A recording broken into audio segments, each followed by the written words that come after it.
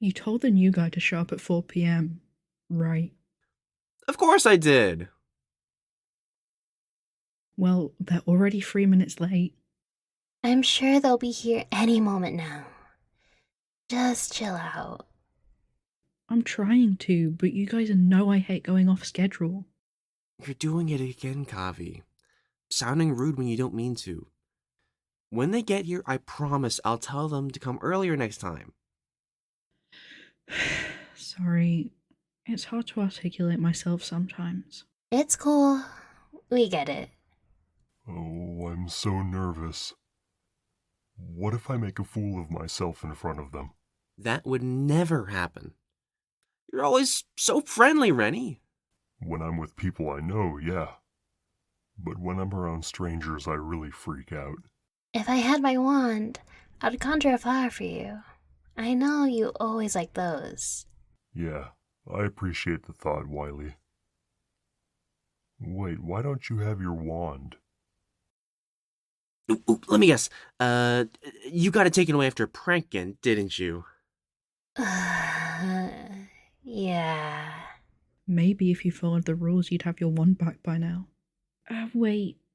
That wasn't meant to be a snide remark. I was just stating a fact. I know, but it's so unfair. Pranking is a fairy's pride and joy. You have to admit, your pranks do go a little far sometimes. They do not. Okay, maybe they do a little, but where's the fun in the basic stuff? What are you doing here? I'm so glad you finally made it. Welcome, bestie. Wait, this is the person you invited?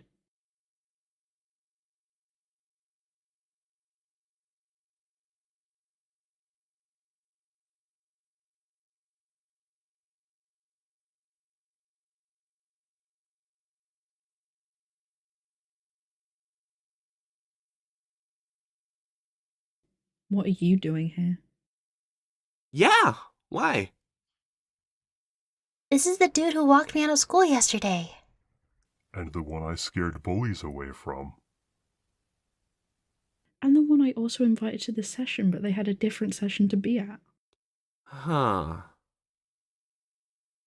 Cool. So there's no need for introductions then. This is a crazy coincidence. Are we sure it's a coincidence? I find it hard to believe we all met the same human in the same week by sheer chance. We all go to the same school, right? Is it really that hard to believe? It's not like it's a small school. The humans outnumber other species by nearly 10 to 1 in this town. Who cares? It's A&A time, baby! Woohoo! Alright then. Do you have a character sheet made? Oh, yeah, I kind of forgot. Sorry. Good thing I have the Cliff Notes version. Come here, stranger. I want you to read through this flip book and make a character with that world in mind. The only stipulation is that it needs to be some sort of robot or cyborg, because that's the easiest way I can introduce you this session. And make your character a bounty hunter or UFO pilot. Those classes would really help round out our party. You can make whatever class you want, dude. We'll find a way around whatever monsters the GM throws at us. I'm excited to see what character you make. I'm sure it'll be really cool. While we're waiting, what do you want to do? I think we should figure out why we all met the same human in the same week. You sure it's not just a coincidence? I doubt it. It's much more of a coincidence than carcinization. What now? Carcinization. It's when completely different species all undergo convergent evolution and turn into crustaceans, specifically crab-like ones. Wait, is that really a thing? Very. Don't worry, my ears are very sensitive. If you ever have a question, don't be afraid to ask. I'll still hear it. Anyways, there has to be something that links all of our meetings with the human together. They have a name, you know. I know, I just like the way the word sounds. Human. Human. Human. Anyways, We should all tell our stories of how we met them. That should give us some clues. Oh, me first. I have a great story. Keep it brief, please. I love hearing you talk and all, don't get me wrong. But you should save your energy for the game. Okay, fine. So, it all started on a Tuesday with my head inside their locker. Wait a minute. Why was your head in a locker? A group of jerks knocked off my head. They shoved it in a locker and hid my body in a janitor's closet. Anyways, we first met when they opened their locker. I introduced myself, explained the whole situation, and they helped me find my body. First, we checked the science lab because I felt something wet, which was really gross, by the way. It wasn't in there, so we looked through the locker rooms instead. After some debate about looking through the opposite-gendered rooms, we figured out it wasn't there either. So, I started attacking the door, fighting game style, and we followed the bang to the janitor's closet. But it was locked, so they took me to the head office, and then... We get the picture, dude. Rennie? Well, I saw them getting bullied Monday morning, so I stepped in to help. I scared the bullies off, and we started talking. Okay. Wylie? Mrs. Mitchell took away my wand on Friday for disrupting the classroom environment or whatever. I guess a group of jerks saw that and took it as an opportunity to threaten me. And I would have fought back if I had my dang wand. But instead I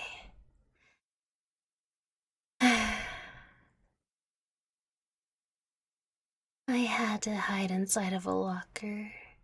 Again, I totally could have kicked their butts with magic, and I would have loved every second of it, but I can't really do much without my wand. And after a little while of hiding, I met them. Oh boy. I think I see the pattern here. Wait, if they were threatening you, why didn't you tell a teacher? I couldn't do that. The worst I get is a slap on the wrist. I'm the only one who can teach them a proper lesson. Normally I'd advocate against such archaic measures, but I'm afraid something needs to be done. I met the human after a group of bullies was harassing me. They stood up for me, even though I really didn't need it. And they let me info dump about my homebrew afterwards, but the main point is that we all met them in a situation involving bullies. Either this is the most convoluted fake friend scheme ever crafted, or we're all being targeted. Wait, what did the group of bullies look like for you guys? Well, there were 3 of them. Their outfits were the cringiest preppy brand knockoffs I've ever seen. Judging by their features and voices, they were presumably boys. Oh no. Oh my gosh, I'm so sorry, everyone. Whoa. Why are you freaking out? Because those were the bullies I stopped. They must have figured out that you guys were my friends and went after you for revenge.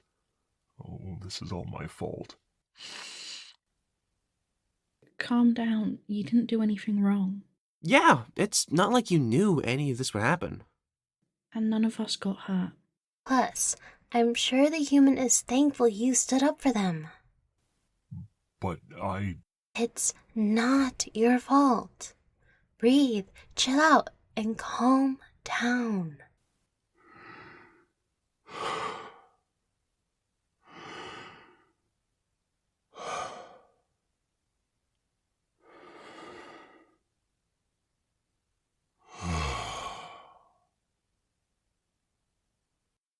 See?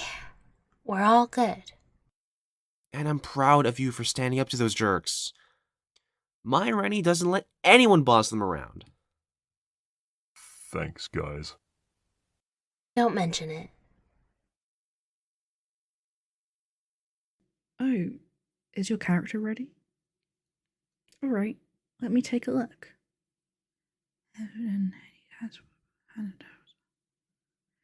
GM approved. Now we can finally get this session underway. Woohoo! ANA! ANA! ANA! We're in public, Riley. Don't shout so loud. Sorry, I just get so excited. Ladies, gentlemen, let's begin. Last time we left off, you three had just dove underwater. Captain Hayner from Ordo, Port City, told you that a spacecraft transporting valuable goods had crashed in the nearby ocean.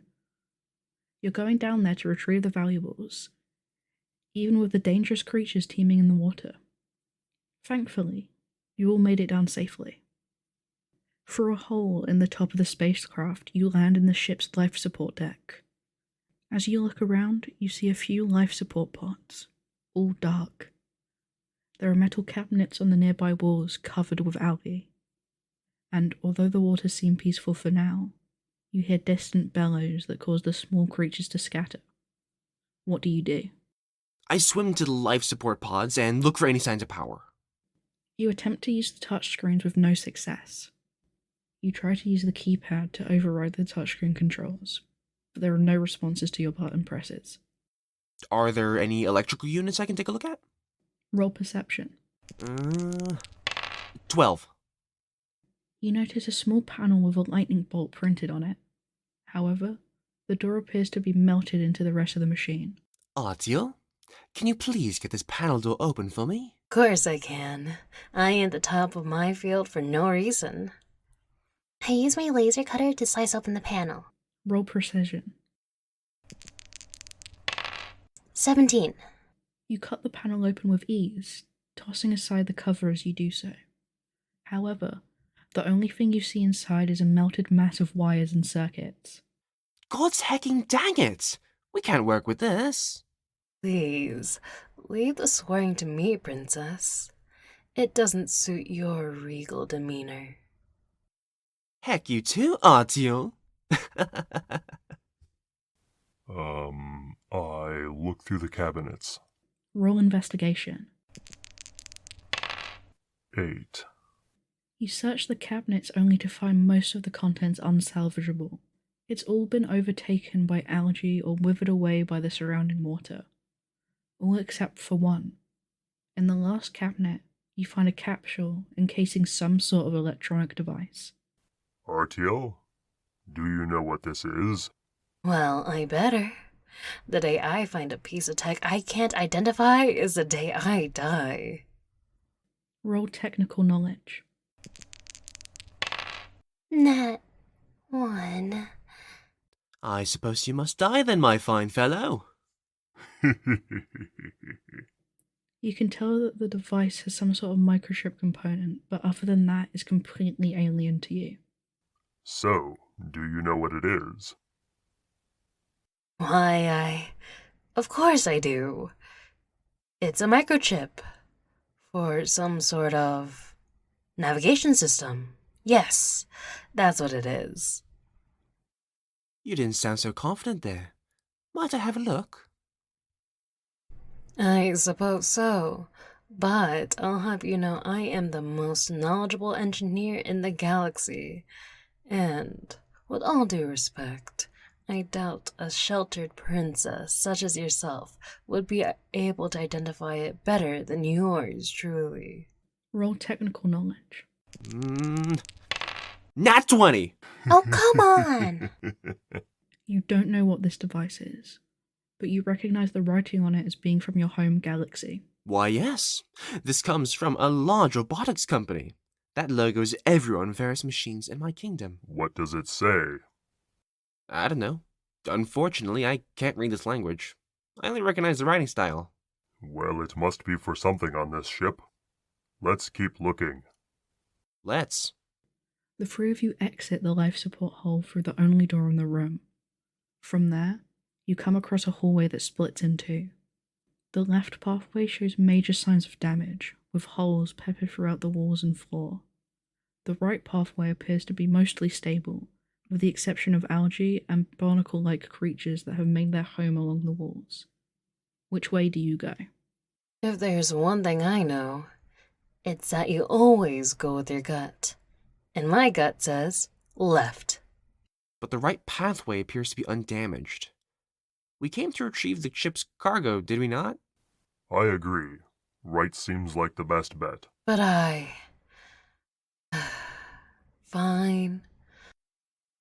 it when my gut proves you wrong. Don't say I didn't warn you. The three of you travel down the right path until you're led to a room. It appears to be full of various machine parts, all of which are now covered by algae. At the end of the room is a single airtight pod. What do you do? I opened the pod, obviously. Wait.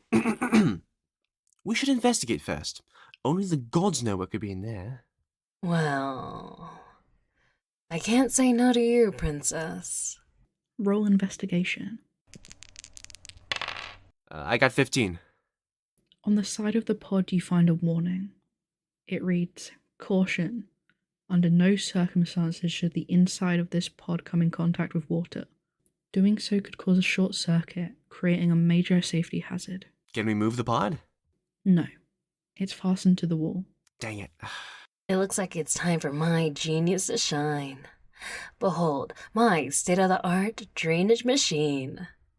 Simply deploy the adhesive alloy in a doorway or window, twist the valve, and the entire room should drain of water. Oh my! Is this contraption commonplace in your homeland? No. It didn't sell very well. But boy, am I glad to have one now. I activate my machine in the doorway. Roll 2d6s.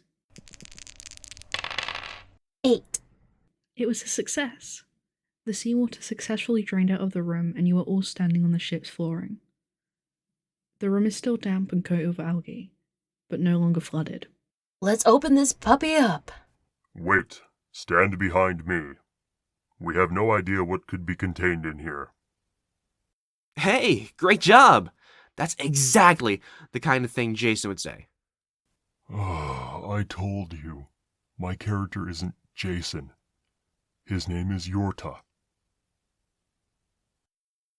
Are you sure he isn't just a little bit like Jason? I mean, is it inspired by him? Sure, I can't deny that. But I didn't just make a copy. Oh, I gotcha. She totally did. I walk up to the pod and open it. With a hissing sound, the door to the pod unlocks. It swings open with an eerie creak. On the inside, you find a robot.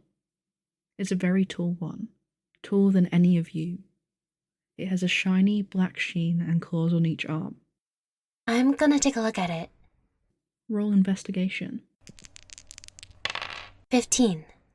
On the shoulder, you notice the same style of text that appeared on the machine part you found earlier. And on the robot's back, you see an open hatch with an empty slot in it. Princess, would you please hand me that part I gave you earlier? Why, certainly. I put the part into the robot. It fits perfectly. At first, the machine stays quiet, but then it begins rumbling. All of the joints and hinges begin moving as you hear the crackling of electricity fill the room. The machine takes a step out of the pod and opens its eyes. It's your turn, stranger. What do you say?